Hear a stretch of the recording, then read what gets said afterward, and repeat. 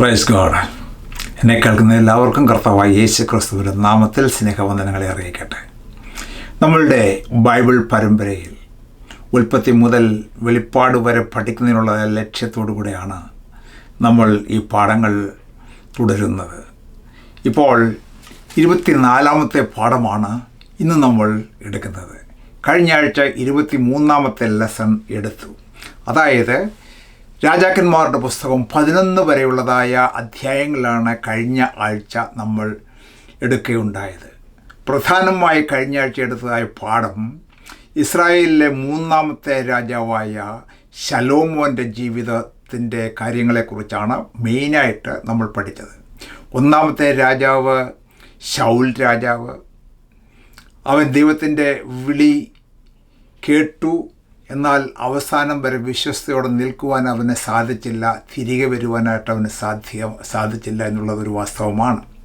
എന്നാൽ ദാവീദിനെ സംബന്ധിച്ച് നമ്മൾ നോക്കുമ്പോൾ ദൈവത്തിൻ്റെ ഹൃദയപ്രകാരമുള്ള ഒരു ദാവീദ് എന്ന ദൈവത്തിൻ്റെ സാക്ഷ്യം അവൻ പ്രാപിച്ചു. ജീവിതത്തിൽ പ്രത്യേകാൽ ഒരു തെറ്റ് ഊരിയാവിൻ്റെ ഭാര്യയെക്കുറിച്ച് അവൻ്റെ ജീവിതത്തെക്കുറിച്ച് പറയുവാനുണ്ട്. എന്നാൽ അതിൽ നിന്നും മോചനം നേടി കരഞ്ഞു വിളിച്ച് ഹൃദയ തകർച്ചയോടുകൂടെ ദൈവസന്നിധിയിലേക്ക് കടന്നു വന്ന് വീണ്ടും ദൈവത്തിൻ്റെ ഹൃദയപ്രകാരമുള്ള ഒരു ദാവീദ് എന്ന പേരിന് അവൻ അർഹനായി തീർന്നു. അതാണ് ഒരു മോഡൽ രാജാവായിട്ട് ദൈവം ഈ ബൈബിളിൽ വച്ചിരിക്കുന്നത്. എൻ്റെ ദാസനായ ദാവീദ്, അവൻ്റെ സന്തതി, അവൻ്റെ പരമ്പരകൾ എന്നുള്ളതായ ആ വാക്ക് ദൈവത്തിന് മാറ്റുവാനായിട്ട് സാധ്യമാകുകയില്ല. അങ്ങനെയാണ് ശലോമോനും ദാവീദിൻ്റെ മകനായിട്ട് ഇസ്രായേലിൻ്റെ രാജാവായിട്ട് അഭിഷേകം ചെയ്യപ്പെട്ടു. അവനും ദൈവത്തിൻ്റെ സന്നിധിയിൽ നിന്നും വളരെ ജ്ഞാനം അവൻ പ്രാപിച്ചു. എന്നാൽ അവൻ്റെ ജീവിതത്തിലെ ഒരു കുഴപ്പമെന്ന് പറയുന്നത് അവൻ ഈ ലോകത്തെയും ഈ ലോകത്തിലുള്ള 1000 ഭാര്യമാരെയും സ്നേഹിച്ചതിനാൽ അവർ അവനെ വശീകരിച്ചുകൊണ്ട് ദേവന്മാരുടെ ആലയത്തിലേക്ക് പോയതിനാൽ അവൻ്റെ ഹൃദയം ഏകാഗ്രമായിരുന്നില്ല എന്നുള്ളതാണ് ഒരു റിമാർക്ക് അവനെക്കുറിച്ച് ദൈവം വചനത്തിൽ രേഖപ്പെടുത്തിയിരിക്കുന്നത്. എന്നാൽ ദാവീദ് അങ്ങനെയല്ല. അവൻ ഏകാഗ്ര ഹൃദയത്തോടുകൂടെ അല്പസമയത്തേക്ക് അവൻ്റെ ഹൃദയം ഏകാഗ്രത വിട്ട് മറ്റ് സ്ഥലത്തേക്ക് പോയെങ്കിൽ തന്നെയും അവിടെ നിന്നും എത്രയും പെട്ടെന്ന് അതിൻ്റെ വില കൊടുത്തുകൊണ്ട് മനസ്താപത്തോടുകൂടി ഹൃദയ തകർച്ചയോടുകൂടെ കരച്ചിലോടുകൂടെ ദൈവസന്നിധിയിൽ വന്ന് അവൻ റിക്കൺസൈൽ പ്രാപിച്ചു എന്ന് നമുക്ക് കാണാനായിട്ട് സാധിക്കുന്നു. Praise God. ദൈവത്തോട് നിരക്കുവാനായിട്ട് സാധിച്ചു. ഒരിക്കലും ദൈവസന്നിധിയിൽ നിന്നും അകന്നു നിൽക്കുവാൻ ദാവീദ് ശ്രമിച്ചില്ല. എല്ലായ്പ്പോഴും ദൈവത്തെ പ്രസാദിപ്പിക്കാൻ വേണ്ടി അവൻ മാക്സിമം പരിശ്രമിച്ച ഒരു ദൈവത്തിൻ്റെ ദാസനാണ്, അല്ലെങ്കിൽ രാജാവാണ് ദാവീദ് രാജാവ്.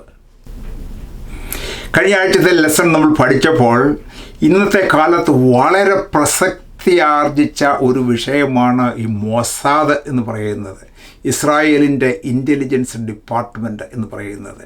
അത് എന്നാണ് ആരംഭിച്ചത്?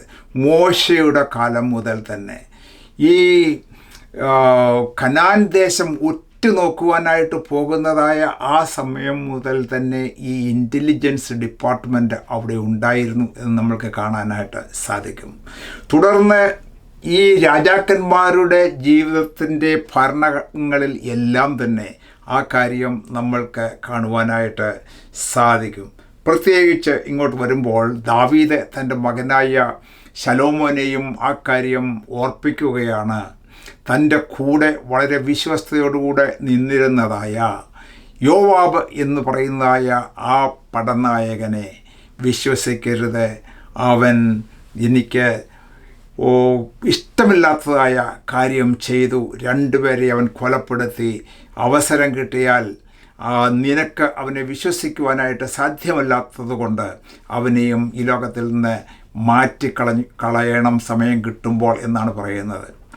രണ്ടാമതായിട്ട് അബ്യാഥാർ പുരോഹിതൻ എന്ന് പറയുന്നതായ പുരോഹിതൻ ദാവീദിൻ്റെ കൂടെ നടന്ന ആളാണ്. എന്നാൽ ഒടുവിലേക്ക് വന്നപ്പോൾ തനിക്ക് സൗഖ്യമില്ലാതെ കിടപ്പിലായപ്പോൾ തൻ്റെ മകൻ രാജാവാകുന്നു എന്ന് കണ്ടപ്പോൾ അവൻ്റെ പുറകെ പോയതിനാൽ അബ്യാഥാറിനെയും ആ സ്ഥാനത്ത് നിന്ന് മാറ്റിക്കളയുവാനായിട്ട് ദാവീദ് ആലോചന കൊടുക്കുകയാണ് ശലോമോന് എന്ന് നമ്മൾക്ക് കാണാനായിട്ട് സാധിക്കുന്നു. ശിമെയി എന്ന് പറയുന്നതായ ഒരു മനുഷ്യൻ വളരെ റിബല്യസ് ആയിട്ട് ദാവീദിനെതിരെ പ്രവർത്തിച്ചവനാണ്. എന്നാൽ നേരിട്ട് ദാവീദ് അവൻ്റെ മേൽ കൈവയ്ക്കാതെ ശലോമോനോട് പറയുകയാണ്, നീ അവനെ ടേക്ക് കെയർ ചെയ്യണം, നിൻ്റെ ഭരണത്തിന് ഇങ്ങനെയുള്ളതായ എതിർപ്പ് നിൽക്കുന്നവരെ ഒക്കെ നീ മാറ്റിക്കളയണം എന്നാണ് ഈ പറഞ്ഞത്. അപ്പോൾ ഇതൊക്കെ നമ്മൾ കാണുന്നത് ശത്രുക്കളെ എല്ലാം മാറ്റിക്കൊണ്ട് രാജ്യത്തിൻ്റെ ഭരണഘടനയ്ക്ക് അല്ലെങ്കിൽ ഭരണത്തിന് എതിരായി വരുന്ന സകല പ്രവർത്തനങ്ങളെയും മാറ്റുക എന്നുള്ളത് അന്നത്തെ രാജാക്കന്മാരുടെ മുതൽ ഉള്ളതായ പരിചയമായിരുന്നു. ഇന്നും ഇസ്രായേലിൻ്റെ ചരിത്രത്തിൽ അത് നമ്മൾക്ക് കാണുവാനായിട്ട് സാധിക്കുന്നുണ്ട്. സാധാരണയായിട്ട് നമ്മൾ ശൗലിനെക്കുറിച്ച് വളരെ പ്രസംഗങ്ങൾ കേട്ടിട്ടുണ്ട്, ദാവീദിനെക്കുറിച്ച് വളരെയധികം പ്രസംഗങ്ങൾ കേട്ടിട്ടുണ്ട്, ശലോമോനെക്കുറിച്ചും പ്രസംഗങ്ങൾ ധാരാളം കേട്ടിട്ടുണ്ട്. എന്നാൽ അതിന് ശേഷം ഉള്ളതായ രാജാക്കന്മാരെക്കുറിച്ച് അധികം പ്രസംഗങ്ങൾ നമ്മൾ കേൾക്കുവാനായിട്ട് സാധ്യതയില്ല, വല്ലപ്പോഴുമൊക്കെ ഉള്ളൂ. അതുകൊണ്ട് ആ വിഷയം കൂടെ നിങ്ങളുടെ ശ്രദ്ധയിൽ ഓർപ്പിക്കുവാനായിട്ട് ഞാൻ ഇന്ന് ആഗ്രഹിക്കുകയാണ്. 12-ാമത്തെ അധ്യായത്തിലേക്ക് കടന്നു വരുമ്പോൾ നമുക്കവിടെ എന്താണ് കാണുവാനായിട്ട് സാധിക്കുന്നത്? ഇവിടെ ശലോമോൻ തൻ്റെ ജീവിതകാലം അവസാനിക്കുമ്പോൾ ഇവിടെ നമുക്ക് കാണുവാനായിട്ട് സാധിക്കുന്നത് രെഹബെയാമിനെ രാജാവാക്കേണ്ടതിന് എല്ലാ ഇസ്രായേലും ശേഖേമിൽ വന്നിരുന്നു കൊണ്ട് അവനും ശേഖേമിൽ ചെന്നു. അപ്പോൾ ശലോമോൻ്റെ ശേഷമായിട്ട് ശലോമോൻ്റെ മകനായ രെഹബെയാം എന്ന് പറയുന്നതായ മകനെ രാജാവായിട്ട് അഭിഷേകം ചെയ്യുവാൻ വേണ്ടി എല്ലാവരും കൂടി ശേഖേമിൽ വന്നതായ ഒരു ചരിത്രമാണ് 12-ാം അധ്യായത്തിൻ്റെ ആദ്യം നമ്മൾക്ക് കാണുവാനായിട്ട് സാധിക്കുന്നത്. ശേഖേം എന്ന് പറയുമ്പോൾ ഇന്നത്തെ കാലത്ത് ഈ ഇന്ത്യയിലാണെങ്കിൽ ഡൽഹിയിൽ വലിയ ആഘോഷമാണ്. ഭരണകൂടം മാറുമ്പോൾ പുതിയ പ്രസിഡന്റ് പ്രധാനമന്ത്രിയൊക്കെ വരുമ്പോൾ ആഘോഷങ്ങൾ നമ്മൾക്ക് വളരെ ഫെമിലിയറായിട്ട് കാണാമല്ലോ.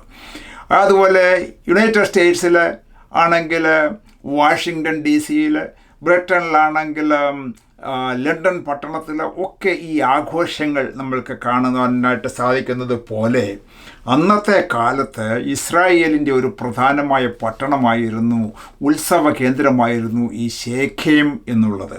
അവിടെയാണ് ഈ രെഹബെയാമിനെ രാജാവാക്കേണ്ടതിന് ഉത്സവം നടത്തുവാൻ വേണ്ടി ജനങ്ങൾ കൂടി വരികയും അവിടെ വെച്ച് അവനെ അഭിഷേകം ചെയ്യുകയും ചെയ്യുന്നത്. എന്നാൽ ഇവിടെ നമുക്ക് ഒരു കാര്യം ബൈബിളിൽ എടുത്ത് പറഞ്ഞിരിക്കുന്ന ഒരു കാര്യമുണ്ട്. വേറെ ഒരാളെക്കുറിച്ച് ആ സമയം എടുത്ത് പറഞ്ഞിരിക്കുകയാണ്. അതായത് യൊരോബെയാം മിസ്രൈമിൽ, അത് കേട്ടാറ് ശലോമോൻ രാജാവിൻ്റെ സന്നിധിയിൽ നിന്നും യൊരോബെയാം മിസ്രൈമിൽ ഓടിപ്പോയി അവിടെ പാർത്തിരിക്കുമ്പോൾ അവർ ആളയച്ച് അവനെ വിളിപ്പിച്ചിരുന്നു എന്ന് പറഞ്ഞാൽ ഇസ്രയേലിലെ മൂപ്പന്മാർ, പഴയ ആൾക്കാർ, വളരെ സ്വാധീനം ഒക്കെ ശലോമോൻ്റെ ഭരണകാലത്തുണ്ടായിരുന്നതായ ആ വയോധികരായിട്ടുള്ളതായ പ്രത്യേകമായിട്ടുള്ളതായ ആൾക്കാരൊക്കെ എന്ത് ചെയ്തു? ഈ രെഹബെയാമിനെ രാജാവാക്കി അവിടെ അഭിഷേകം ചെയ്യുമ്പോൾ ഇവർ ചെയ്യുന്നത് യൊരോബെയാം എന്ന ഒരാളിനെ ഇസ്രായേൽ രാജ്യത്തിൻ്റെ ഒരു ലീഡറായിട്ട് ആ കാലങ്ങളിൽ ഉണ്ടായിരുന്നതായ ഒരാളാണ് യൊരോബെയാം. അവനെ മിസ്രൈമിൽ ഫറവോൻ്റെ അടുത്ത് നിന്നും വിളിപ്പിച്ച് വരുത്തുകയാണ്. കാരണം അവൻ ഒളിച്ച് ഓടി ഫറവോൻ്റെ രാജ്യമായ ഈജിപ്തിൽ പോയി താമസിക്കുകയാണ്. അവിടെയും നമ്മൾ മുമ്പേ പറഞ്ഞതുപോലെ അതിനൊരു കാരണമുണ്ട്. എന്താണ് അതിൻ്റെ കാരണം? ഈ മൊസാദ് ചെയ്യുന്നത് പോലെ അന്നത്തെ കാലത്തും യൊരോബെയാം ശലോമോൻ്റെ ജീവിതത്തിൽ ഒരു ത്രട്ടായി തീർന്നു എന്നവന് തോന്നിയതുകൊണ്ട് അവനെ കൊല്ലുവാൻ വേണ്ടി അവൻ പ്ലാനിട്ടു. ശലോമോൻ അവനെ കൊല്ലുവാൻ വേണ്ടി തരം കാത്തിരുന്നു. അതുകൊണ്ടാണ് ഈ യൊരോബെയാം മിസ്രൈമിലേക്ക് ഓടിപ്പോയത്. അങ്ങനെ ശലോമോന് ഇവനോട് ദേഷ്യം വരുവാൻ, അല്ലെങ്കിൽ കോപം വരുവാൻ, അല്ലെങ്കിൽ അവനെ കൊല്ലുവാനായിട്ടൊരു കാരണമുണ്ട്. അത് എവിടെയാണ് എഴുതിയിരിക്കുന്നത്? ഇതിൻ്റെ 11-ാം അധ്യായത്തിൻ്റെ ചില ഭാഗങ്ങൾ വായിക്കുമ്പോൾ അതിൻ്റെ ഡീറ്റെയിൽസ് നമ്മൾക്ക് കാണുവാനായിട്ട് സാധിക്കും. ഇവിടെ 11-ാം അധ്യായത്തിൻ്റെ 26-ാമത്തെ വാക്യം മുതൽ ഈ യൊരോബെയാം എന്ന് പറയുന്ന ആളിൻ്റെ ചരിത്രമാണ് എഴുതിയിരിക്കുന്നത്. സെരേദയിൽ നിന്നുള്ള എബ്രഹീമ്യനായ നെബാത്തിൻ്റെ മകൻ യൊരോബെയാം എന്ന ശലോമോൻ്റെ ദാസൻ, അവൻ ശലോമോൻ്റെ ദാസനായിരുന്നു. ദാസനും രാജാവിനോട് മത്സരിച്ചു. അവൻ്റെ അമ്മ സെരൂയ എന്നു പേരുള്ളതായ ഒരു വിധവയായിരുന്നു. അവൻ രാജാവിനോട് മത്സരിപ്പാനുള്ള കാരണം എന്തെന്നാൽ ശലോമോൻ മില്ലോ പണിതു തൻ്റെ അപ്പനായ ദാവീദിൻ്റെ നഗരത്തിൻ്റെ അറ്റകുറ്റം തീർന്നു. എന്നാൽ യൊരോബെയാം ബഹുപ്രാപ്തിയുള്ള പുരുഷൻ ആയിരുന്നു. യൊരോബെയാം എന്ന് പറയുന്നത് വളരെ പ്രാപ്തനായ ഒരു മനുഷ്യൻ ആയിരുന്നുവെന്ന് ശലോമോന് അറിയാമായിരുന്നു. അത് മനസ്സിലാക്കിക്കൊണ്ട് എന്തു ചെയ്തു എന്ന് കണ്ടിട്ട് ശലോമോൻ യോസഫ് ഗൃഹത്തിൻ്റെ കാര്യാദികളൊക്കെയും അവൻ്റെ വിചാരണയിൽ ഏൽപ്പിച്ചു. യോസഫ് ഗൃഹം എന്ന് പറയുന്നതായ ആ കുലത്തിൻ്റെ അല്ലെങ്കിൽ ആ ഗോത്രത്തിൻ്റെ എല്ലാ കാര്യങ്ങളുടെയും ചുമതല ഈ യൊരോബെയാം എന്ന് പറയുന്നതായ ഒരു ലീഡറിനെ ഏൽപ്പിച്ചുകൊണ്ട് അങ്ങനെ ശലോമോൻ മുൻപോട്ട് പോകുന്നതായ സമയത്താണ് മറ്റൊരു കാര്യം അവിടെ നടക്കുന്നത്. എന്താണത്? അതിനെക്കുറിച്ച് നോക്കുമ്പോൾ 29-ാമത്തെ വാക്യം, ആ കാലത്ത് ഒരിക്കൽ യൊരോബെയാം യെരൂശലേമിൽ നിന്ന് വരുമ്പോൾ ശീലോന്യനായ അഹിയ പ്രവാചകൻ വഴിയിൽ വെച്ച് അവനെ കണ്ടു. അഹിയ പ്രവാചകൻ എന്ന് പറയുന്നത് അന്നത്തെ ഒരു പോപ്പുലറായിട്ടുള്ളതായ അംഗീകരിക്കപ്പെട്ടതായ ഒരു പ്രവാചകനായിരുന്നു അഹിയ പ്രവാചകൻ. ആ പ്രവാചകൻ ഈ യൊരോബെയാമിനെ വഴിയിൽ വെച്ച് കണ്ടപ്പോൾ ഒരു പ്രവചനം പ്രവചിക്കുകയാണ്. എന്താണ് ആ പ്രവചനം എന്ന് പറയുന്നത്? വളരെ അൺഎക്സ്പെക്റ്റഡ് ആയിട്ടുള്ളതായ ഒരു പ്രവചനം. അത് അവൻ ചെയ്യുന്നത് ഇങ്ങനെയാണ്. അവൻ ഒരു പുതിയ അങ്കി ധരിച്ചിരുന്നു. രണ്ടുപേരും വയലിൽ തനിച്ചായിരുന്നു. അഹിയാവ് താൻ ധരിച്ചിരുന്നതായ പുതിയ അങ്കി പിടിച്ച് 12 ഖണ്ഡമായിട്ട് കീറി യൊരോബെയാമിനോട് പറഞ്ഞെന്തെന്നാൽ 10 ഖണ്ഡം നീ എടുത്തുകൊള്ളുക. ഇസ്രായേലിൻ്റെ ദൈവമായ യഹോവ ഇപ്രകാരം അരുളി ചെയ്യുന്നു, ഇതാ ഞാൻ രാജത്വം ശലോമോൻ്റെ കയ്യിൽ നിന്ന് പറിച്ച് കീറി 10 ഗോത്രം നിനക്ക് തരുന്നു. എന്നാൽ എൻ്റെ ദാസനായ ദാവീദിൻ നിമിത്തവും ഞാൻ എല്ലാ ഇസ്രായേൽ ഗോത്രങ്ങളിൽ നിന്നും തിരഞ്ഞെടുത്ത യെരൂശലേം നഗര നിമിത്തവും 1 ഗോത്രം അവന് ഇരിക്കും എന്നാണ് പറയുന്നത്.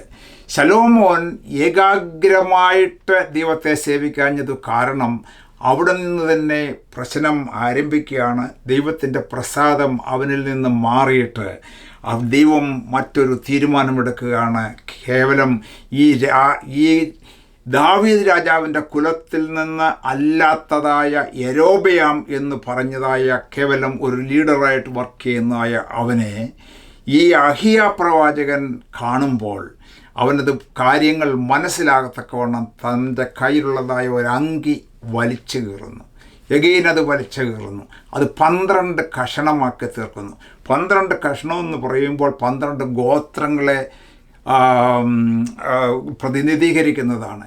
എന്നിട്ട് പറയുകയാണ്, ഈ ഇസ്രായേൽ ഗോത്രങ്ങൾ 12നെയും ഞാൻ വെവ്വേറെ ആക്കിയിട്ട് 1 ഗോത്രം മാത്രം ഈ ദാവീദ് ഗ്രഹത്തിന് കൊടുത്തിട്ട് ബാക്കിയുള്ള കഷണങ്ങൾ എല്ലാം ഗോത്രങ്ങളെയെല്ലാം ഇസ്രായേൽ ഗോത്രമായിട്ട് കണക്ക് കൂട്ടിക്കൊണ്ട് നിനക്ക് ഞാൻ തരാൻ പോവുകയാണ്, നീ അതിനെ ഭരിക്കണം, നീ അതിൻ്റെ ലീഡറാകണം എന്ന് പറഞ്ഞുകൊണ്ട് ഒരു പ്രവചനം അങ്ങനെ അൺഎക്സ്പെക്റ്റഡായിട്ട് അവൻ്റെ ആ യാത്രയിൽ അവന് കിട്ടുകയാണ്. ഈ വിവരം അറിഞ്ഞതായ ശലോമോൻ അവന് ഭയമായി. എൻ്റെ മകനിൽ നിന്നും ഈ രാജ്യത്വം ഇവൻ എടുത്തു കളയും. ഇവൻ ജീവിച്ചിരുന്നാൽ എൻ്റെ വളർച്ചയ്ക്കും ഈ രാജ്യത്വത്തിനും അല്ലെങ്കിൽ ഡൈനസ്റ്റിക്കും അപകടകരമെന്ന് മനസ്സിലാക്കിക്കൊണ്ട് അവനെ കൊല്ലുവാനായിട്ട് അന്വേഷിച്ചെന്നാണ് തുടർന്ന് നമ്മൾ കാണുന്നത്. ആ റീസൺ കൊണ്ടാണ് അവൻ ശലോമോൻ്റെ സന്നിധിയിൽ നിന്നും അവൻ ഓടി ഫറവോൻ്റെ അടുക്കലേക്ക് കടന്നു ചെന്ന് ഈജിപ്തിൽ അവൻ അഭയം തേടി അവിടെ താമസിക്കുകയാണ്. അങ്ങനെയുള്ള സമയത്താണ് ശലോമോൻ മരണശേഷം തൻ്റെ മകനെ രാജാവാക്കുമ്പോഴാണ് ഈ ഇസ്രായേൽ മൂപ്പന്മാരും പ്രധാനപ്പെട്ട ആൾക്കാരെല്ലാം ചേർന്ന് ഈജിപ്തിലേക്ക് ആളയച്ച് ഈ യെരോബെയാം എന്ന ഒരാളിനെ ഇവിടേക്ക് കൊണ്ടുവന്ന് ഈ ശലോമോൻ്റെ മകനായ രഹബെയാം എന്ന് പറയുന്ന രാജാവുമായിട്ട് ഒരു നെഗോഷിയേഷൻ ചെയ്യുന്ന ചരിത്രമാണ് തുടർന്ന് നമ്മൾക്ക് കാണുവാനായിട്ട് സാധിക്കുന്നത്. അങ്ങനെ 12-ാം അധ്യായത്തിൻ്റെ 3-ാമത്തെ വാക്യത്തിലേക്ക് നമ്മൾ കടന്നു വരുമ്പോൾ അവിടെ ഈ ശലോമോൻ രാജാവിൻ്റെ മകൻ രാജാവായിട്ട് സ്ഥാനം ഏറ്റെടുത്തപ്പോൾ ഈ രഹബെയാം എന്ന് പറയുന്ന രാജാവിനോട് ഇസ്രായേൽ മൂപ്പന്മാർ എല്ലാവരും കൂടെ ഈ യെരോബെയാം എന്ന് പറയുന്ന ലീഡറെ കൂടെ ആളയച്ച് വിളിച്ചു വരുത്തിയിട്ട് ഈ ശലോമോൻ്റെ മകനുമായിട്ട് ഒരു നെഗോഷിയേഷന് തയ്യാറെടുക്കുകയാണ് ചെയ്യുന്നത്. എന്താണ് അവർ പറയുന്നത്? ഇങ്ങനെയാണ്: നിൻ്റെ അപ്പൻ, 4-ാമത്തെ വാക്യം, നിൻ്റെ അപ്പൻ ഭാരമുള്ള നുകം ഞങ്ങളുടെ മേൽ വെച്ചു. നിൻ്റെ അപ്പൻ്റെ കഠിനവേലയും അവൻ ഞങ്ങളുടെ മേൽ വെച്ചിരിക്കുന്ന ഭാരവും നുകവും നീ ഭാരം കുറച്ചു തരണം, എന്നാൽ ഞങ്ങൾ നിന്നെ സേവിക്കാം എന്ന് പറഞ്ഞു. അവൻ അവരോട്, നിങ്ങൾ പോയി 3 ദിവസം കഴിഞ്ഞിട്ട് വീണ്ടും എൻ്റെ അടുക്കൽ വരിക, ഞാൻ നിങ്ങളെ അറിയിക്കാം എന്ന് പറഞ്ഞു. ഇവിടെ എന്താണ് നമുക്ക് ഇവിടെ നിന്ന് മനസ്സിലാക്കുവാനായിട്ട് സാധിക്കുന്നത്? ശലോമോൻ്റെ ഭരണകാലത്ത് ശലോമോൻ വളരെ സുഖത്തോടുകൂടെ കൊട്ടാരത്തിൽ കഴിഞ്ഞു. ഭാര്യമാരോടും കൊട്ടാരങ്ങളും മില്ലുമൊക്കെ പണിതുകൊണ്ട് അങ്ങനെ സുഖിച്ച് ജീവിക്കുമ്പോൾ ഇവിടെ ജനങ്ങളുടെ അനുഭവം എന്ന് പറയുന്നത് അവർ കഠിന വേല ചെയ്ത് ഊഴിയവേല അവരെ കൊണ്ട് ചെയ്യിപ്പിച്ച് അവരോട് ഉള്ള ടാക്സുകൾ കരം എല്ലാം പിരിച്ച് അവരെ പിഴിഞ്ഞെടുത്ത് ആ കിട്ടുന്ന പൈസ കൊണ്ടാണ് തൻ്റെ കൊട്ടാരങ്ങൾ പണിതുന്നത്. ഭാര്യമാർക്ക് വേണ്ടി കൊട്ടാരങ്ങളും അതുപോലെ തന്നെ ക്ഷേത്രങ്ങളൊക്കെ പണിതത് എന്നുള്ളതായ ചരിത്രം ഇവിടെ നമ്മൾക്ക് കാണുവാനായിട്ട് സാധിക്കുന്നുണ്ട്. അതുകൊണ്ടാണ് ശലോമോൻ്റെ നേരെ നിന്ന് വർത്തമാനം പറയുവാനായിട്ടുള്ളതായ ധൈര്യം അവർക്കില്ലായിരുന്നു. എന്നാൽ അവൻ്റെ മകനായ രഹബെയാം സ്ഥാനമേറ്റ് കഴിഞ്ഞപ്പോൾ ഒരു പുതിയ രാജാവ് എന്ന നിലയിൽ അടുത്തേക്ക് കടന്നു വന്ന് കാര്യങ്ങളൊക്കെ ധൈര്യമായിട്ട് പറഞ്ഞ് അവരുമായിട്ട് നെഗോഷിയേറ്റ് ചെയ്യുകയാണ്. നിൻ്റെ അപ്പൻ ചെയ്തതുപോലെ ഞങ്ങളെ ഭാരപ്പെടുത്തരുത്, നിനക്ക് ഞങ്ങളുടെ ഭാരമൊക്കെ നീ ഒന്നല്പം കുറച്ച് തരണം, അങ്ങനെയാണെങ്കിൽ ഞങ്ങൾ നിങ്ങളെ സേവിക്കാം എന്ന് പറയുമ്പോൾ ഒരു 3 ദിവസം കഴിഞ്ഞിട്ട് നീ വരിക, എനിക്ക് ചിലരോടൊക്കെ ഒന്ന് ആലോചിക്കാനുണ്ട് എന്ന് പറഞ്ഞിട്ട് അവർക്ക് 3 ദിവസത്തെ അവധി കൊടുക്കുകയാണ്. എന്നിട്ട് താഴോട്ടുള്ളതായ ഭാഗങ്ങൾ നമ്മൾ വായിക്കുമ്പോൾ അവൻ ആദ്യമായിട്ട് ശലോമോൻ്റെ കൊട്ടാരത്തിൽ സേവിച്ചിരുന്നതായ പ്രായമുള്ളതായ അഡ്വൈസേഴ്സിനെയൊക്കെ വിളിച്ചു.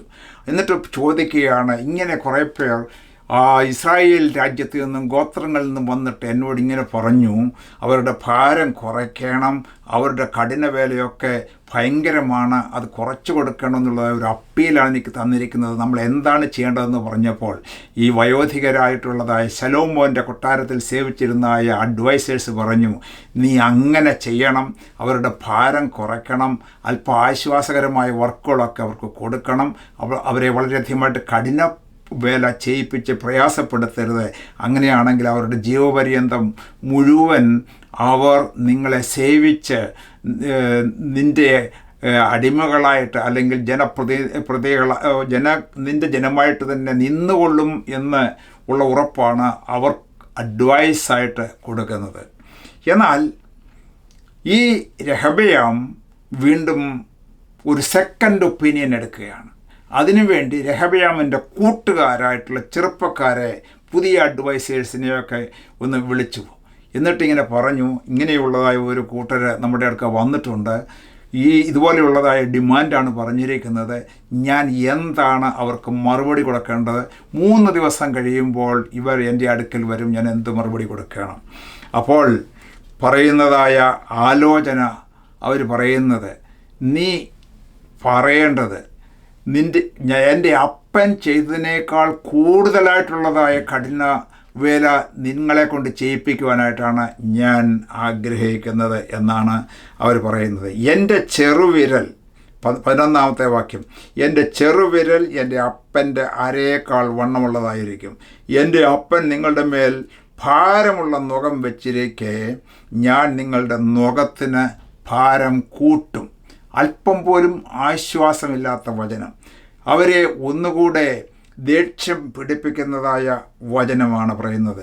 വീണ്ടും പറയുക, ഞാൻ നിങ്ങളുടെ നുകത്തിന് ഭാരം കൂട്ടും, എൻ്റെ അപ്പൻ നിങ്ങളെ ചമ്മട്ടി കൊണ്ട് ദണ്ഡിപ്പിച്ചു, ഞാനോ തേളുകളെ കൊണ്ട് നിങ്ങളെ ദണ്ഡിപ്പിക്കും എന്നാണ് രെഹബെയാം അവർക്ക് മറുപടി കൊടുത്തത്.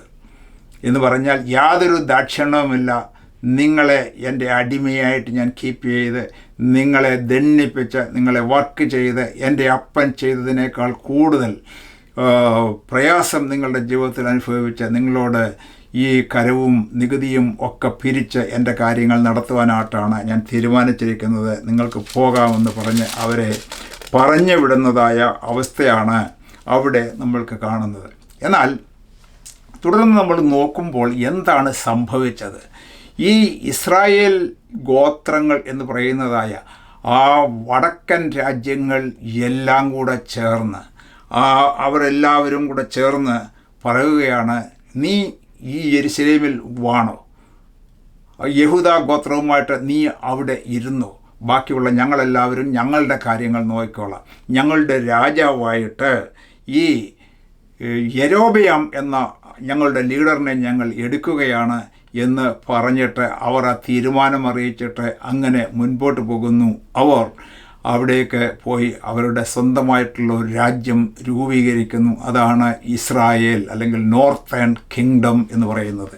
ഇസ്രായേലിൻ്റെ ചരിത്രത്തിൽ വളരെ ചരിത്രപ്രധാനമായ ഒരു സംഭവമാണ് ഇവിടെ നടന്നത്.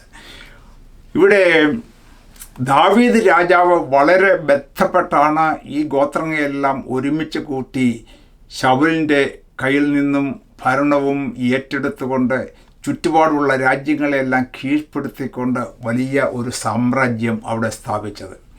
അതിനുശേഷമായിട്ട് ശലോമോൻ വളരെ സുഖകരമായിട്ട് ആ ഡൈനസ്റ്റി എൻജോയ് ചെയ്തുകൊണ്ട്, വാസ്തവം പറഞ്ഞാൽ ആ ഇവിടെയുള്ളതായ പണവും ധനവും ഒക്കെ മിസ്യൂസ് ചെയ്തുകൊണ്ടാണ് താൻ അവിടെ ഭരിച്ചത് എന്ന് നമ്മൾക്ക് കാണുവാനായിട്ട് സാധിക്കും. എന്നാൽ ഇവിടെ ഇതാ ദൈവകോപം ഇവിടേക്ക് കടന്നു വരുന്നു. അതുകൊണ്ടാണ് ദൈവത്തിൻ്റെ പ്രവർത്തനമായിട്ട് നമുക്കിവിടെ കാണുന്നത്. വേറൊരു ലീഡർ എഴുന്നേറ്റ് വരുന്നു. ശലോമോൻ്റെ കുടുംബത്തിലുള്ളവർക്ക് ഒരു ചെറിയ ഭാഗം യെരുശലേം അല്ലെങ്കിൽ യഹൂദ രാജ്യം, യഹൂദ എന്ന് പറയുന്നതായ ആ ഗോത്രവും ആ ചുറ്റുപാടുള്ള സ്ഥലങ്ങളും അതുപോലെ തന്നെ യെരുശലേം ദേവാലയം ഇരിക്കുന്നതായ സ്ഥലവും അവർക്ക് കൊടുക്കുവാനായിട്ടാണ് ദൈവം തീരുമാനിച്ചത്.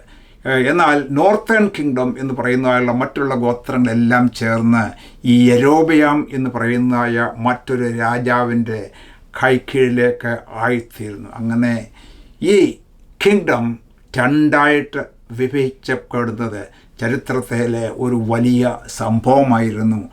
ഈ സംഭവത്തോട് ചേർന്ന് തുടർന്ന് അനേക വർഷങ്ങൾ രണ്ട് രാജ്യങ്ങളിലും രണ്ട് കിങ്ഡത്തിലും വേറെ വേറെ രാജാക്കന്മാർ കടന്നു വരികയും അവരുടെ ഭരണങ്ങളൊക്കെ വളരെ ദുഷ്കരമായിട്ട് മുൻപോട്ട് പോവുകയും ദൈവത്തെ പ്രസാദിപ്പിക്കാത്ത രാജാക്കന്മാർ വരുന്നതുമുള്ളതായ ചരിത്രമാണ് നമ്മൾക്ക് തുടർന്നുള്ളതായ ഈ അധ്യായങ്ങളിൽ നമ്മൾക്ക് കാണുവാനായിട്ട് സാധിക്കുന്നത്. എന്നാൽ ദാവീദിനോട് ചെയ്തിട്ടുള്ളതായ നിയമം എന്ന് പറയുന്നത് നിൻ്റെ സന്തതിയിൽ ഒരു സന്തതി ഇല്ലാതെ പോകുകയില്ല എന്ന് പറഞ്ഞതിനാൽ അത് ദാവീദിനോടുള്ള നിയമപ്രകാരം എല്ലായ്പ്പോഴും സദേൺ കിങ്ഡത്തിൽ ദൈവം ദാവീദിൻ്റെ വംശത്തിൽ നിന്നും ഓരോരുത്തരെ ഇങ്ങനെ മുൻപോട്ട് നയിക്കുന്നതായിട്ട് നമ്മൾക്ക് കാണുവാനായിട്ട് സാധിക്കുന്നു. ഈ 12-ാം അധ്യായം 18-ാമത്തെ വാക്യം നമ്മൾ കാണുമ്പോൾ ഈ അഭിപ്രായ വ്യത്യാസത്തോട് ചേർന്ന് രണ്ട് കിങ്ഡംസ് ഉണ്ടായി എന്ന് നമ്മൾ പഠിച്ചുവല്ലോ. അപ്പോൾ അതിന് ശേഷമായിട്ട് വീണ്ടും 18-ാമത്തെ വാക്യത്തിൽ നമ്മൾ കാണുന്നത് ഇങ്ങനെയാണ്: പിന്നെ രെഹബെയാം രാജാവ് ഊഴിയവേലയ്ക്ക് മേൽവിചാരകനായ അദോരാമിനെ അയച്ചു, എന്നാൽ ഇസ്രായേലൊക്കെയും അവനെ കല്ലെറിഞ്ഞ് കൊന്നുകളഞ്ഞു എന്നാണ്. ഈ പ്രശ്നം സാരമില്ല എന്ന് വിചാരിച്ച് രെഹബെയാം വിചാരിച്ചു, ഞാൻ ഈ ലീഡറിനെ അങ്ങ് മേൽവിചാരകനെ അങ്ങോട്ട് അയച്ച് ഇസ്രായേൽ ജനങ്ങളെ കൊണ്ട് ഊഴിയവേല ചെയ്യിക്കാം എന്ന് വിചാരിച്ച് ഈ മേൽവിചാരകനെ അയച്ചപ്പോൾ അവരെല്ലാം കൂടെ അവനെ കല്ലെറിഞ്ഞ് കൊല്ലുകയും അവിടെ കൊണ്ട് ഈ രെഹബെയാവും ഭയപ്പെട്ട് പിന്നീട് അങ്ങോട്ട് പോയിട്ടില്ല എന്നാണ് നമ്മൾക്ക് കാണുന്നത്. എന്നാൽ അതിനിടയ്ക്കിടയ്ക്ക് എല്ലാം ഇവർ തമ്മിൽ യുദ്ധമുണ്ടായിരുന്നു. വടക്കേ രാജ്യവും തെക്കേ രാജ്യവും തമ്മിലും യുദ്ധമുണ്ടായിരുന്നു എന്ന് നമ്മൾക്ക് കാണുവാനായിട്ട് സാധിക്കും. 20-ാമത്തെ വാക്യം നമ്മൾ കാണുന്നത് ഇങ്ങനെയാണ്: യൊരോബെയാം മടങ്ങി വന്നു എന്ന് ഇസ്രായേലൊക്കെയും കേട്ടപ്പോൾ അവർ ആളയച്ച് അവനെ സഭയിലേക്ക് വിളിപ്പിച്ച് അവനെ എല്ലാ ഇസ്രായേലിലും രാജാവാക്കി. രണ്ടുപേരുടെയും പേര് ഓൾമോസ്റ്റ് സിമിലറാണ്. ശലോമോൻ്റെ മകൻ്റെ പേര് രഹബയാം എന്നാണ്. എന്നാൽ മറ്റേ ലീഡറായിട്ട് വടക്കേ രാജ്യങ്ങളുടെ രാജാവായിട്ട് വന്നിരിക്കുന്ന ലീഡറിൻ്റെ പേര് യൊരോബെയാം എന്നുമാണ്. അത് നമ്മൾ കൺഫ്യൂസ് ആകരുത്. ഇവിടെ എഴുതിയിരിക്കുന്നത് അവനെ സഭയിലേക്ക് വിളിപ്പിച്ചു, അവനെ എല്ലാ ഇസ്രായേലിലും രാജാവാക്കി. യഹൂദാ ഗോത്രം മാത്രമല്ലാതെ മറ്റാരും ദാവീദ് ഗൃഹത്തിൻ്റെ പക്ഷം ചേർന്നില്ല. തുടർന്ന് ഉള്ളതായ മറ്റൊരു പ്രശ്നം നമ്മൾക്കിവിടെ കാണുവാനായിട്ട് സാധിക്കുന്നത്, ഇങ്ങനെ 2 രാജ്യങ്ങളായി കഴിഞ്ഞപ്പോൾ യെരുശലേം ദേവാലയം എന്ന് പറയുന്നത് ശലോമോൻ പണിതായ ദേവാലയമാണ്. ഇസ്രായേലിലെ എല്ലാ ഗോത്രങ്ങളും യെരുശലേം ദേവാലയത്തിൽ ചെന്ന് ആരാധിക്കണം എന്നുള്ളതായിരുന്നു നിയമം, അതായിരുന്നു പതിവ്. എന്നാൽ ഈ യൊരോബെയാം രാജാവായി കഴിഞ്ഞപ്പോൾ ഈ വടക്കേ രാജ്യത്തുള്ളതായ ആൾക്കാരെല്ലാവരും ഈ തെക്കേ രാജ്യത്തിലേക്ക് കടന്നു ചെന്ന് യെരുശലേമിൽ ആരാധിക്കുവാനായിട്ട് പോയാൽ അതൊരു പ്രശ്നമായി തീരും. അതിനൊരു സ്ട്രാറ്റജി കണ്ടുപിടിക്കുന്നതിന് വേണ്ടി ഈ യൊരോബെയാം ചെയ്തതായ ഒരു കാര്യമാണ് 28-ാമത്തെ വാക്യത്തിൽ നമ്മൾക്ക് കാണുന്നത്. അത് പറയുന്നത് ഇങ്ങനെയാണ്: യഹൂദ രാജാവായ രഹബെയാമിൻ്റെ പക്ഷം ചേരുകയും ചെയ്യും എന്ന് പറഞ്ഞു. ആകയാൽ രാജാവ് ആലോചിച്ചു, പൊന്നുകൊണ്ട് 2 കാളക്കുട്ടിയെ ഉണ്ടാക്കി. നിങ്ങൾ യെരുശലേമിൽ പോയത് മതി. ഇസ്രായേലേ, ഇതാ നിന്നെ മിസ്രയീം ദേശത്ത് നിന്ന് കൊണ്ടുവന്ന നിന്റെ ദൈവം എന്ന് അവരോട് പറഞ്ഞു. അവൻ ഒന്നിനെ ബഥേലിലും മറ്റതിനെ ദാനിലും പ്രതിഷ്ഠിച്ചു. ഈ കാര്യം പാപഹേതു ആയിത്തീർന്നു. അത് മാത്രമല്ല, വീണ്ടും അവൻ എന്താണ് ചെയ്തത്? ജനം ഒന്നിൻ്റെ മുമ്പിൽ നമസ്കരിപ്പാൻ ദാൻ വരെ ചെന്നു. അവൻ പൂജാഗിരി ക്ഷേത്രങ്ങൾ ഉണ്ടാക്കി സർവ്വജനത്തിൽ നിന്നും ലേവ്യരല്ലാത്തവരെ പുരോഹിതന്മാരായി നിയമിച്ചു. ഈ യൊരോബെയാം എന്ന് പറയുന്നതായ വടക്കൻ രാജ്യത്തെ രാജാവ് വലിയ ഒരു പാപപ്രവൃത്തിയാണ് ഇവിടെ ചെയ്തത്. പാപഹേതുവായി തീർന്നു എന്ന് വചനത്തിൽ പറഞ്ഞിരിക്കുന്ന ഒരു കാര്യം നിങ്ങൾക്ക് മനസ്സിലായി കാണും എന്ന് വിശ്വസിക്കുന്നു. വടക്കേ രാജ്യത്തിൽ നിന്നും ജനങ്ങൾ പോയിട്ട് തെക്കേ രാജ്യത്തിൽ സ്ഥിതി ചെയ്യുന്നതായ യെരുശലേം ദേവാലയത്തിൽ ആരാധിക്കാതെ ഇരിക്കുവാൻ വേണ്ടി 2 സ്ഥലങ്ങൾ, പൂജാഗിരികൾ ഈ യൊരോബെയാം വടക്കൻ രാജ്യത്ത് ഉണ്ടാക്കിയെന്നാണ് എഴുതിയിരിക്കുന്നത്. എന്താണ് അവിടെ അവൻ ഉണ്ടാക്കിയത്? അവിടെ എഴുതിയേക്കുന്നത്, ആകയാൽ രാജാവ് ആലോചിച്ച് പൊന്നുകൊണ്ട് 2 കാളക്കുട്ടിയെ ഉണ്ടാക്കി. മിസ്രയീമിൽ നിന്നും ഇസ്രായേൽ ജനങ്ങൾ വന്നപ്പോൾ കാളക്കുട്ടിയെ ഉണ്ടാക്കി ആരാധിച്ചതുപോലെ ഇതാ ഈ യൊരോബെയാം വടക്കൻ രാജ്യത്ത് 2 കാളക്കുട്ടികളെ ഉണ്ടാക്കി, ഒന്ന് വടക്കേ അറ്റത്തും ഒന്ന് തെക്കേ അറ്റത്തുമായിട്ട് ഈ പ്രതിഷ്ഠിച്ചതായിട്ട് നമുക്ക് കാണുന്നു. അത് ഒന്ന് ബഥേലിലും മറ്റതിനെ ദാനിലും. ദാൻ എന്ന് പറഞ്ഞ വടക്കേറ്റമാണ്, ബഥേൽ എന്ന് പറയുന്നത് തെക്കേറ്റമാണ്. അപ്പോൾ 2 സ്ഥലങ്ങളിലിട്ടും ആൾക്കാർ പോയിട്ട് ആ രാജ്യത്ത് തന്നെ നിന്നാൽ മതി, നിങ്ങൾ തെക്കേ രാജ്യത്തിലേക്ക് പോകേണ്ടതായ കാര്യമില്ല, യഹൂദയിലേക്ക് പോകേണ്ടതായ കാര്യമില്ല, യെരുശലേമിലേക്ക് പോകേണ്ടതായ ദേവാലയത്തിലേക്ക് പോകേണ്ടതായ കാര്യമില്ല എന്ന് പറഞ്ഞുകൊണ്ട് അതിനെ തടയുവാൻ വേണ്ടി ചെയ്തതായ ഒരു കാര്യമാണ് ഇങ്ങനെയുള്ളതായ പ്രവർത്തനം. എന്നാൽ ദൈവമോട് പറയുന്നത് ഈ കാര്യം പാപഹേതു ആയിത്തീർന്നു. ഇവിടെ എന്താണ് ലൈഫ് ലെസൺ നമ്മൾക്ക് പഠിക്കുവാനായിട്ടുള്ളത്? ദൈവത്തിൻ്റെ ഒരു പ്രവാചകൻ അവനെ പ്രത്യേകമായിട്ട് വിളിച്ച് ആലോചന കൊടുത്ത് അവൻ്റെ കയ്യിലുണ്ടായിരുന്ന ഒരു തുണിയുടെ കണ്ണം 12 വലിച്ചു കയറി, എന്നിട്ട് ഒരു കണ്ണം മാത്രം ശലോമോൻ്റെ മകന് കൊടുക്കുകയും ബാക്കിയുള്ളതായ ഗോത്രങ്ങളെല്ലാം നിനക്ക് തരുന്നു എന്നുള്ളതായ ആ ആലോചന പ്രവാചകൻ മുഖാന്തരം അവന് നൽകിക്കൊടുത്ത് ദൈവത്തിൻ്റെ വിളിയെ അവന് അറിയിച്ച് അവനെ ആ സ്ഥാനത്ത് ആക്കിയെങ്കിൽ തന്നെയും ഇവിടെ എന്താണ്, അവൻ്റെ ആ സ്ഥാനം നിലനിർത്തുവാൻ വേണ്ടി, അവൻ്റെ അധികാരം ഉപയോഗിച്ച് ജനങ്ങളെ പിടിച്ചു നിർത്തുവാൻ വേണ്ടി ജനങ്ങളെ പാപത്തിലേക്ക് നയിക്കുന്ന ഒരവസ്ഥയാണ് ഇവിടെ നമ്മൾക്ക് കാണുവാനായിട്ട് സാധിക്കുന്നത്. ദൈവത്തെ സത്യത്തിലും ആത്മാവിലും ആരാധിക്കുവാനായിട്ട് ഉള്ളതായ ജനമാണ് ഇസ്രായേൽ ജനം എന്ന് പറയുന്നത്. ഞാനല്ലാതെ മറ്റ് അന്യ ദൈവങ്ങൾ നിനക്കുണ്ടാകരുത് എന്ന് ദൈവത്തിൻ്റെ ആ 10 കൽപ്പനയിൽ ആദ്യത്തെ കൽപ്പനയാണ്.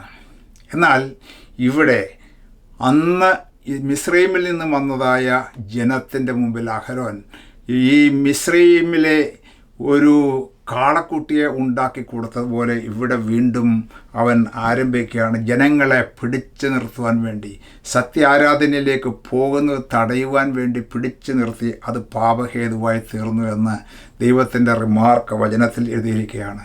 നമ്മളുടെയും ജീവിതത്തിൽ മറ്റുള്ളവരെ തടഞ്ഞു നിർത്തുവാൻ വേണ്ടി, സത്യാരാധനയിൽ നിന്നും തടഞ്ഞു നിർത്തുവാൻ വേണ്ടി മറ്റു മാർഗങ്ങളുണ്ടാക്കി അതിനെ തടസ്സപ്പെടുത്തുന്നതെന്ന് പറയുന്നത് ദൈവത്തിന് പ്രസാദമുള്ള കാര്യമല്ല.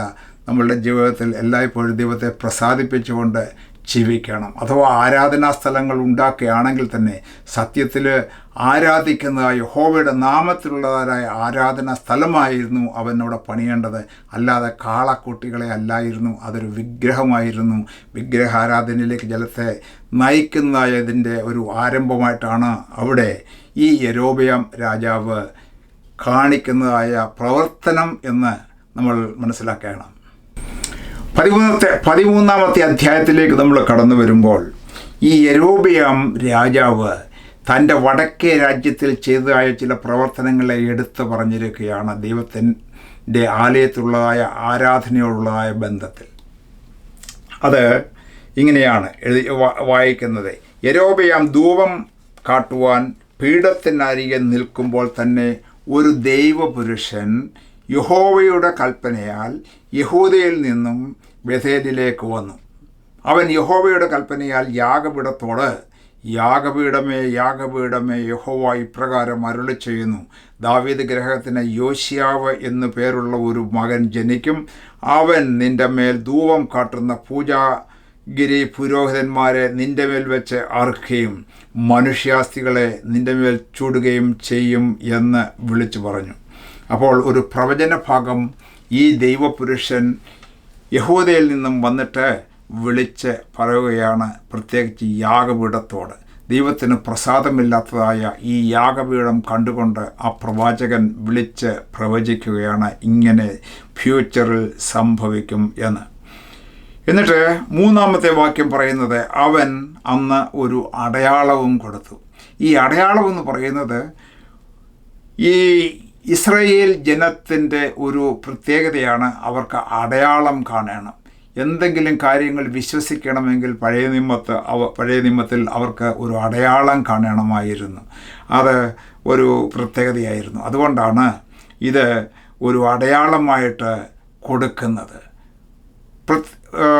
ഒരു ഉദാഹരണമായിട്ട് നമ്മൾ പറഞ്ഞാൽ, ഗിദെയോൻ ദൈവത്തിൻ്റെ വിളി കേട്ട് ഇങ്ങനെ മുൻപോട്ട് വരുന്നു. ഗിദെയോൻ എന്ന് പറയുമ്പോൾ ഒരു സാധാരണക്കാരനായ മനുഷ്യനാണ്. എന്നാൽ മിദ്യാന്യ പട്ടാളത്തെ ഒക്കെ നശിപ്പിക്കുവാൻ വേണ്ടി നിന്നെ ഞാൻ തിരഞ്ഞെടുത്തിരിക്കുന്നു പറയുമ്പോൾ എനിക്കൊരു അടയാളം തരണമെന്ന് പറയുന്നു. അവനൊരു തുകൽ നിലത്ത് വിരച്ചിട്ട് ആദ്യം പറയുന്നു, മഞ്ഞ് അടിയിൽ മാത്രം കാണാം, ബാക്കി എങ്ങും മഞ്ഞ് കാണരുത്.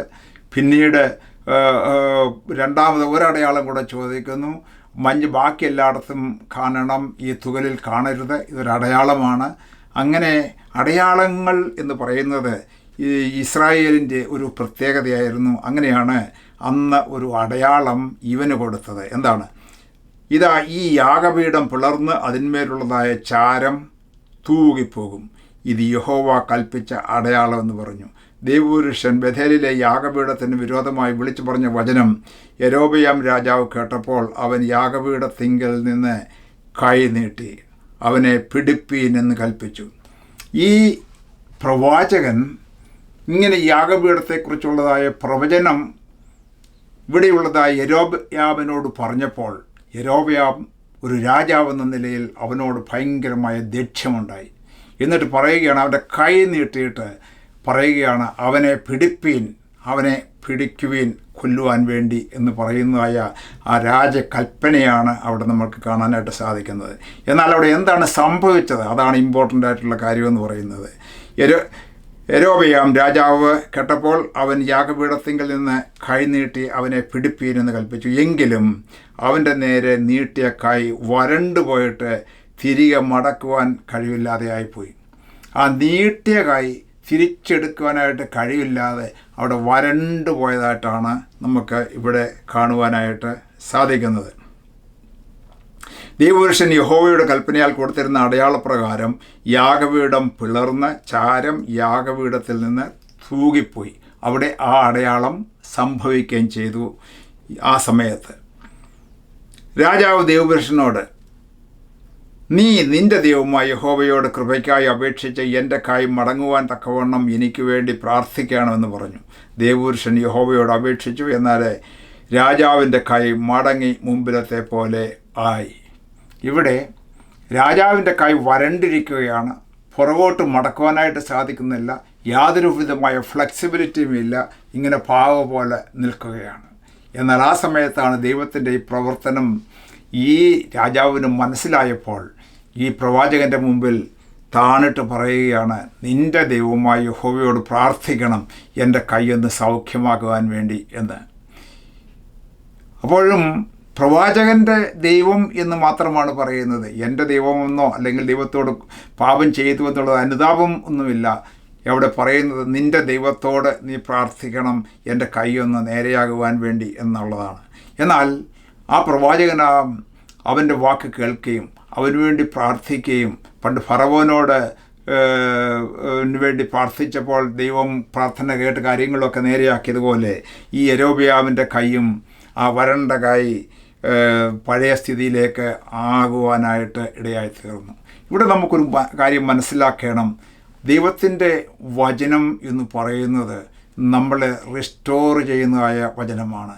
ആ കരം നീട്ടിയപ്പോൾ അത് വരണ്ടുപോയി എന്നാണ് പറഞ്ഞത്. അതിന് യാതൊരു വിധമായ പ്രവർത്തന ശേഷിയിൽ ഇല്ലാതെ അതവിടെ നിന്നുപോയി എന്നാണ് നമുക്ക് കാണാനായിട്ട് സാധിക്കുന്നത്. എന്നാൽ ദൈവത്തിൻ്റെ വചനം അയച്ച് അവൻ നമ്മെ സൗഖ്യമാക്കുന്ന കർത്താവാണ്. ദൈവത്തിന് റിസ്റ്റോർ ചെയ്യുവാനായിട്ട് സാധിക്കും. ആ ഒറിജിനൽ സ്റ്റേറ്റിലേക്ക് വരേണ്ടതിനെ ഒറിജിനൽ സ്റ്റേറ്റിലേക്ക് കൊണ്ടുവരുവാനായിട്ട് നമ്മുടെ ദൈവത്തിന് സാധിക്കും. ഇപ്പോൾ പുതിയ നിയമത്തിലേക്ക് നമ്മൾ കടന്നു വരുമ്പോൾ ഇതിനോട് ചേർന്നതായ വാക്ക് തന്നെയാണ് വരണ്ട കൈയുള്ള ഒരു സ്ത്രീയെ ആലയത്തിലേക്ക് കടന്നു വന്നപ്പോൾ യേശു സൗഖ്യമാകാം എന്ന് പറഞ്ഞപ്പോൾ അവളുടെ വരണ്ട കൈ സൗഖ്യമായി എന്ന് നമുക്ക് കാണാനായിട്ട് സാധിക്കുന്നു. കൂനിയായ ഒരു സ്ത്രീ, അവളുടെ അസ്ഥികൾ വളഞ്ഞിരുന്നത് യേശുവിൻ്റെ ഒരു വാക്ക് കൊണ്ട് അത് റിസ്റ്റോർ ചെയ്യപ്പെട്ടു എന്ന് കാണുന്നു. ദൈവത്തിൻ്റെ വചനത്തിൽ നമുക്ക് കാണുന്ന പ്രിയപ്പെട്ടവരെ, വചനം അയച്ച് അവൻ നമ്മെ സൗഖ്യമാക്കുന്ന കർത്താവാണ്. ദൈവത്തിൻ്റെ വചനം അയക്കുമ്പോൾ നമ്മളെ റിസ്റ്റോർ ചെയ്യും. നമ്മുടെ രോഗത്തിൽ നിന്ന് വിടുതൽ പ്രാപിപ്പാനായിട്ട് സാധിക്കും. അസ്ഥികൾ പൂർവ്വസ്ഥിതിയിലേക്ക് കടന്നു വരുന്നതിനായിട്ട് സാധിക്കും. ആരോഗ്യം വീണ്ടെടുക്കുവാനായിട്ട് ദൈവത്തിൻ്റെ വചനത്തിന് ശക്തിയുണ്ട്. എസെക്കിയേൽ പ്രവചനം നമ്മൾ വായിക്കുമ്പോൾ അവിടെ അസ്ഥികളുടെ ഒരു താഴ്വര കാണുന്നു. അവിടെ നമ്മൾക്ക് ആ പിക്ചർ വളരെ മനോഹരമായിട്ട് കാണാനായിട്ട് സാധിക്കും. വളരെ അസ്ഥികളെല്ലാം ചിതറിപ്പറിഞ്ഞ് ജീവനില്ലാത്ത അസ്ഥികളുടെ കൂട്ടങ്ങളാണ് നമുക്കവിടെ കാണാനായിട്ട് സാധിക്കുന്നത്. എന്നാൽ ദൈവത്തിൻ്റെ വചനം വിളിച്ചു പറയുക എന്ന് പറഞ്ഞപ്പോൾ ആ വചനത്തിൻ്റെ ശബ്ദം അവിടേക്ക് കടന്നു ചെന്നപ്പോൾ അസ്ഥികൾ ഓരോന്നോരോന്നായി അതിൻ്റെ സ്ഥാനങ്ങളിലേക്ക് വന്ന് മനുഷ്യരൂപമായിട്ട് തീർന്നു. എന്നാൽ ജീവനില്ലായിരുന്നു. എന്നാൽ ദൈവത്തിൻ്റെ ആത്മാവ് ആ കാറ്റ് അടിച്ചപ്പോൾ, കാറ്റ് അവിടേക്ക് കടന്നു വരുവാനായിട്ട് കൽപ്പിച്ചപ്പോൾ ആത്മാവ് കടന്നു വരികയും ജീവനുള്ള ദേഹികളായിട്ട് എല്ലാവരും സൈന്യമായിട്ട് എഴുന്നേറ്റു എന്ന് പറയുമ്പോൾ അവിടെയും നമ്മൾക്ക് കാണുന്നത് ഒരു റെസ്റ്റോറേഷനാണ്. അതിൻ്റെ ഒറിജിനൽ ആ സ്ഥലത്തേക്ക്, ഒറിജിനൽ സ്റ്റേറ്റിലേക്ക് തിരിച്ചു വരുന്നത് പോലെ നമ്മളും ഈ ലോകത്തിൽ ജീവിക്കുമ്പോൾ നമ്മളുടെ ജീവിതത്തിലെ നഷ്ടപ്പെട്ടതായ ആരോഗ്യം, നഷ്ടപ്പെട്ടതായ ഒടിഞ്ഞതായ അസ്ഥികൾ ഉല്ലസിക്കുന്ന അവസ്ഥകൾ നമ്മളുടെയും ജീവിതത്തിൽ വിശ്വാസത്താൽ നമ്മൾക്ക് അനുഭവിക്കുവാനായിട്ട് സാധിക്കും എന്നുള്ളതാണ് ഇവിടെ നിന്നും നമ്മൾക്ക് മനസ്സിലാക്കേണ്ടത്. ഇവിടെ അങ്ങനെയുള്ളതായ ആ സംഭവം ആ പ്രവാചകൻ്റെ പ്രവചനത്തോട് ചേർന്ന് സംഭവിച്ചു. അവന് സൗഖ്യമായി. അപ്പോൾ രാജാവ് പറയുകയാണ്, നിനക്ക് ഞാനൊരു സമ്മാനം തരും, പ്രവാചകനോട് പറയുകയാണ്. എന്നാൽ രാജാവിനോട് പറയുന്നത്, ആ 8-ാമത്തെ വാക്യം, നിന്റെ അരമനയിൽ പകുതി തന്നാലും ഞാൻ നിന്നോടുകൂടെ വരികയില്ല. ഈ സ്ഥലത്ത് വെച്ച് ഞാൻ അപ്പം തിന്നുകയുമില്ല, വെള്ളം കുടിക്കുകയുമില്ല. അപ്പം തിന്നരുത്, വെള്ളം കുടിക്കരുത്, പോയ വഴിയായി മടങ്ങി വരികയും അരുതെന്ന് യഹോവ അരുളപ്പാടായിട്ട് എന്നോട് കൽപ്പിച്ചിട്ടുണ്ട്. അങ്ങനെ ഒരു പ്രത്യേകമായ നിയോഗത്തോടു കൂടിയാണ് ആ പ്രവാചകൻ അവിടേക്ക് ചെന്ന് ഈ യൊരോബെയാമിനോട് ഈ പ്രവചനം ചെയ്ത് നിവർത്തിച്ച് ആ കാര്യങ്ങളൊക്കെ ചെയ്ത് മുന്നോട്ട് അവൻ പോവുകയാണ്. എന്നാൽ ഇതാ മറ്റൊരു കാര്യം നമ്മൾക്ക് ഇവിടെ നമുക്ക് കാണാനായിട്ട് സാധിക്കുന്നു. ആ പ്രവാചകൻ അങ്ങനെ വേറെ വഴിയായിട്ട് പോകണം, ദൈവത്തിൻ്റെ ആലോചന അനുസരിച്ച് പോകണം എന്ന് കരുതി മുൻപോട്ട് പോകുമ്പോൾ ഇതാ 11-ാമത്തെ വാക്യത്തിൽ എഴുതിയിരിക്കുന്നു, ബേഥേലിൽ വൃദ്ധനായ ഒരു പ്രവാചകൻ പാർത്തിരുന്നു. മറ്റൊരു പ്രവാചകൻ, ഇപ്പോൾ അവൻ പ്രവാചകനല്ല, നേരത്തെ ഒരു പ്രവാചകനായിരുന്നു, ഇപ്പോൾ ദൈവത്തിൻ്റെ അരുളപ്പാടൊന്നുമില്ല, എന്നാൽ അങ്ങനെയുള്ള ഒരുവൻ അവിടെ പാർത്തിരുന്നു. അവൻ്റെ പുത്രന്മാർ വന്ന് ദൈവപുരുഷൻ ബഥേലിൽ ചെയ്ത കാര്യമൊക്കെയും അവനോട് പറഞ്ഞു. അവൻ രാജാവിനോട് പറഞ്ഞ വാക്കുകളും അവർ തങ്ങളുടെ അപ്പനെ അറിയിച്ചു. അവരുടെ അപ്പൻ അവരോട്, അവൻ ഏത് വഴിക്ക് പോയി എന്ന് ചോദിച്ചു. യഹൂദയിൽ നിന്ന് വന്ന ദൈവപുരുഷൻ പോയ വഴി അവൻ്റെ പുത്രന്മാർ കണ്ടിരുന്നു. അവൻ തൻ്റെ പുത്രന്മാരോട് കഴുതയ്ക്ക് കോപ്പിട്ട് തരുവീൻ എന്ന് പറഞ്ഞു. അങ്ങനെ അവിടെ ഉണ്ടായിരുന്നായ ആ പഴയ പ്രവാചകൻ, ഇപ്പോൾ പ്രവചന ശുശ്രൂഷയൊന്നും ഇല്ലാതിരുന്നായ പ്രവാചകൻ ഈ പ്രവാചകൻ്റെ പുറകെ ചെന്നിട്ട് പറയുകയാണ്, ഞാനും ഒരു പ്രവാചകനാണ്, ദൈവം എന്നോട് പറഞ്ഞു നിന്നെ എൻ്റെ വീട്ടിലേക്ക് കൊണ്ടുപോകണം, കാപ്പമൊക്കെ തരണം, ഭക്ഷിക്കാനും പാനം ചെയ്യുവാനും ഒക്കെ തരണം എന്നുള്ളതായ കൽപ്പന ദൈവത്തിൽ നിന്ന് വന്നിരിക്കുന്നുള്ളത് ഒരു ഫോഷ്ക്കായിട്ടുള്ള ആലോചന പറയുന്നതായ ഒരു പ്രവാചകനെയാണ് അവിടെ നമുക്ക് കാണുന്നത്. എന്നാൽ ആ കാര്യം ശരിയായിട്ട് വിവേചിക്കുവാനായിട്ട് കഴിവില്ലാതെ ശരിയായിരിക്കും എന്ന് കരുതിക്കൊണ്ട്, ദൈവത്തിൻ്റെ ആലോചനയല്ലോ എന്ന് വിചാരിച്ചുകൊണ്ട് അവൻ അങ്ങനെ ഈ വൃദ്ധനായ പ്രവാചകൻ്റെ അടുക്കിലേക്ക് ചെല്ലുന്നു. അവിടെ ആഹാരമൊക്കെ കഴിച്ചിട്ട് പിറ്റേ ദിവസം തിരിച്ച് പോകുന്നതായ കാഴ്ചയാണ് അവിടെ കാണുന്നത്. എന്നാൽ ദൈവത്തിൻ്റെ ആലോചന ലംഘിച്ചു. നീ പോയ വഴിയെ പോകരുത്, അപ്പം ഭക്ഷിക്കരുത്, വെള്ളമൊന്നും കുടിക്കരുതെന്ന് പറഞ്ഞെങ്കിൽ തന്നെയും ദൈവത്തിൻ്റെ ആലോചന അവൻ മറുത്തതിനാൽ നമുക്കവിടെ കാണുവാനായിട്ട് സാധിക്കുന്നത് അവനെ പോയ വഴിയിൽ ഒരു സിംഹം കടിച്ച് കൊന്നതായിട്ടാണ് അവിടെ നമുക്ക് കാണുവാനായിട്ട് സാധിക്കുന്നത്.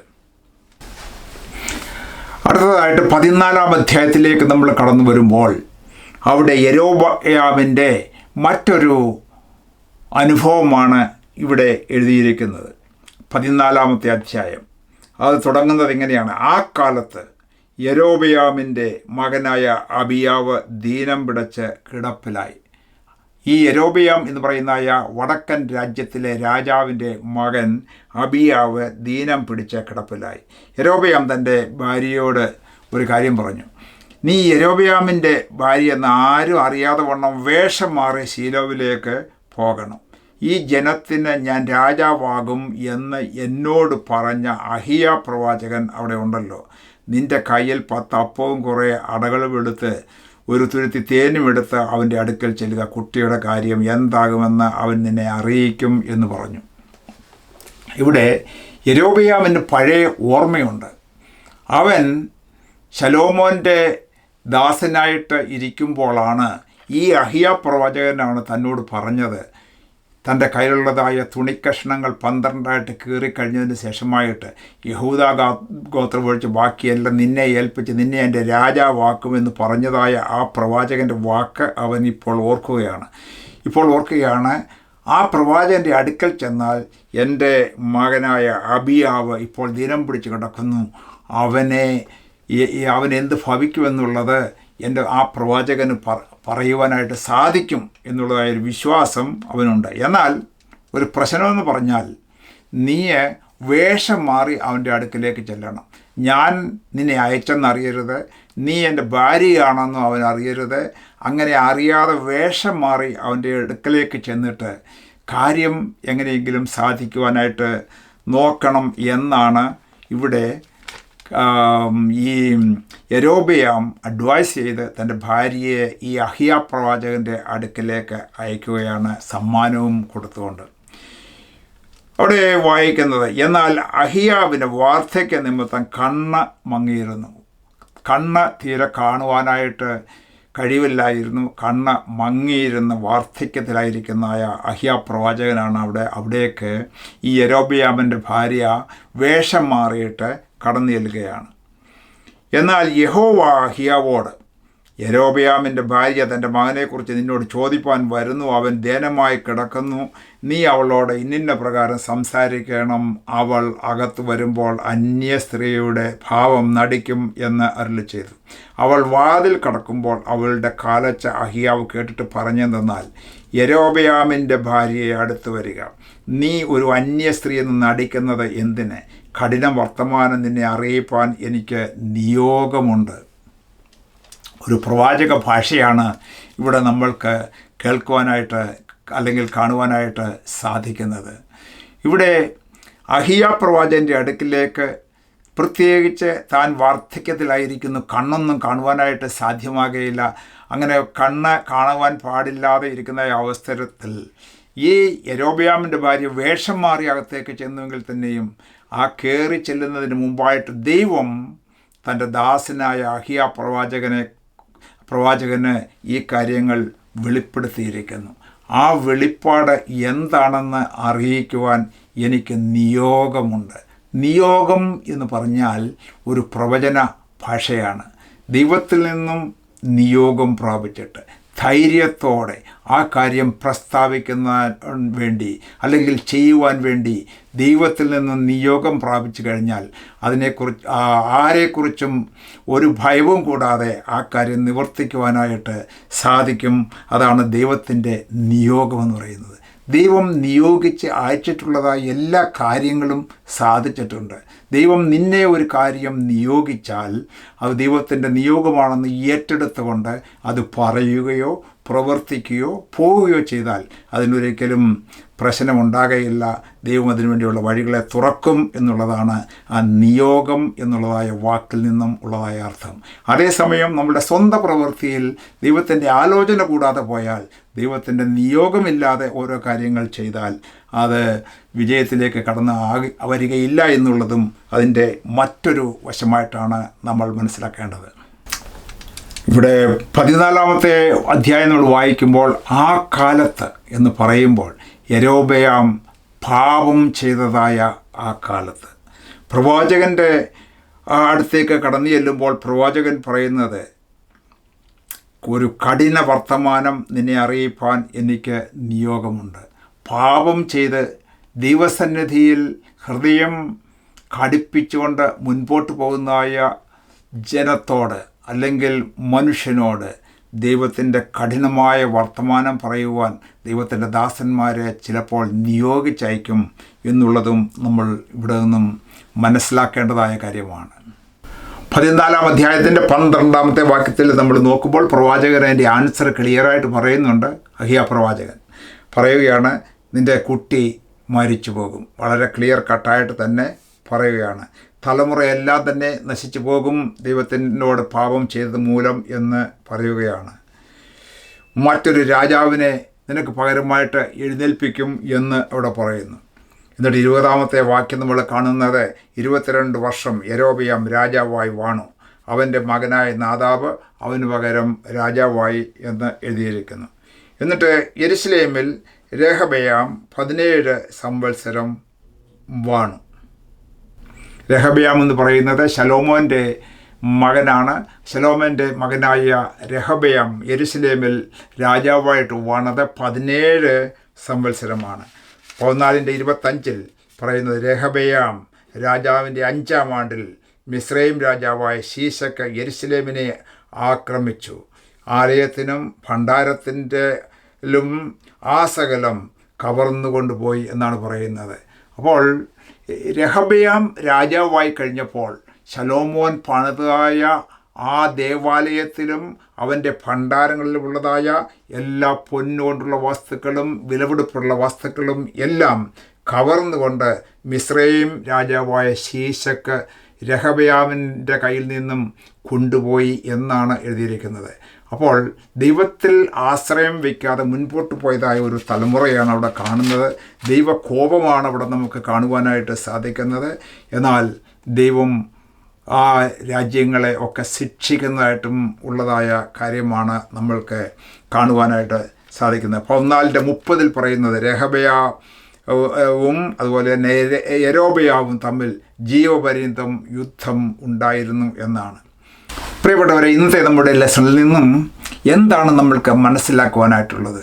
ഇത് ഒരു ഹിസ്റ്റോറിക്കൽ ബുക്കാണ്, ചരിത്ര പുസ്തകമാണ്. എങ്കിൽ തന്നെ ഈ പരിശുദ്ധാത്മാവ് നമ്മളെ ഇതിൽ നിന്നൊക്കെയും പാഠങ്ങൾ പഠിപ്പിക്കുന്നുണ്ട്. യൊരോബയാം എന്ന് പറയുന്നതായ കേവലം ഒരു സാധാരണ മനുഷ്യനെ ദൈവത്തിൻ്റെ ആലോചന തൻ്റെ പ്രവാചകനെ അയച്ച് അറിയിച്ചു. രാജ്യത്തിലെ നല്ല ഒരു ഭാഗം അവന് കൊടുത്തു, അവന് അധികാരം കൊടുത്തു. എന്നാൽ അവൻ ആ രാജ്യത്തെ നേരെയുള്ള പാതയിലും ദൈവത്തെ സേവിക്കുന്നുള്ളതായ പാതയിലും കൊണ്ടുപോകുവാൻ അവൻ ആഗ്രഹിച്ചില്ല എന്നാണ് കാണുന്നത്. അതിന് പകരം അവൻ എന്താണ് ചെയ്തത്? ആൾക്കാരെ പിടിച്ചു നിർത്തുവാൻ വേണ്ടി, തൻ്റെ പക്ഷത്ത് നിർത്തുവാൻ വേണ്ടി അവൻ കാളക്കുട്ടികളെ ഉണ്ടാക്കി ദേവന്മാരെ അവിടെ സ്ഥാപിച്ച് ജനത്തെ സത്യദൈവത്തിൽ നിന്നും അകറ്റിക്കളഞ്ഞതായ ഒരു രാജാവായിട്ടാണ് ആ യൊരോബയാമിനെ നമ്മൾക്ക് കാണുവാനായിട്ട് സാധിക്കുന്നത്. എന്നാൽ രഹബയാമിനെ സംബന്ധിച്ച് നോക്കുമ്പോൾ ശലോമോൻ്റെ മകൻ, അവനെക്കുറിച്ച് എന്താണ് നമുക്ക് കാണുന്നത്? അവിടെ ജനങ്ങളെക്കുറിച്ച് യാതൊരു കരുണയുമില്ല, ദൈവഭയമില്ല. ശലോമോൻ ചെയ്തതിനേക്കാൾ അപ്പുറത്തായിട്ട് വളരെ ക്രൂരമായ രീതിയിൽ ജനങ്ങളെ പീഡിപ്പിച്ചുകൊണ്ട് ആദായം സ്വന്തം പോക്കറ്റിലാക്കിക്കൊണ്ട് ജീവിക്കുവാൻ ശ്രമിക്കുന്ന ഒരു ലീഡറിനെയാണ് അവിടെ നമുക്ക് കാണുവാനായിട്ട് സാധിക്കുന്നത്. അപ്പോൾ ഇവിടെയൊക്കെയും ദൈവം ആഗ്രഹിക്കുന്നത് തൻ്റെ ആലോചന ഏറ്റെടുത്തുകൊണ്ട് മുൻപോട്ട് പോകുന്നതായ ലീഡേഴ്സിനെയാണ് ദൈവം ഓരോ രാജ്യങ്ങൾക്കും വേണ്ടി കർത്താവ് ആഗ്രഹിക്കുന്നത്. അങ്ങനെയുള്ളിടത്ത് മാത്രമേ വിജയം നമുക്ക് കാണുവാനായിട്ട് സാധിക്കുകയുള്ളൂ, ദൈവത്തിൻ്റെ അനുഗ്രഹം നമ്മൾക്ക് കാണുവാനായിട്ട് സാധ്യമാകുകയുള്ളൂ. യൊരോബയാം ചെയ്തതുപോലെ ദൈവജനത്തെ ആലയത്തിലേക്ക് പോകുന്നതിനും സത്യത്തിലും ആത്മാവിലും ആരാധിക്കുന്നതിനും തടസ്സമായിട്ട് മറ്റൊരു സബ്സ്റ്റിറ്റ്യൂഷൻ ഉണ്ടാക്കിക്കൊണ്ട് നമ്മൾ ജനങ്ങളെ തടയുവാനായിട്ട് പാടില്ല, നമ്മളുടെ പ്രിയപ്പെട്ടവരെ തടയുവാനായിട്ട് പാടില്ല. സത്യത്തിലും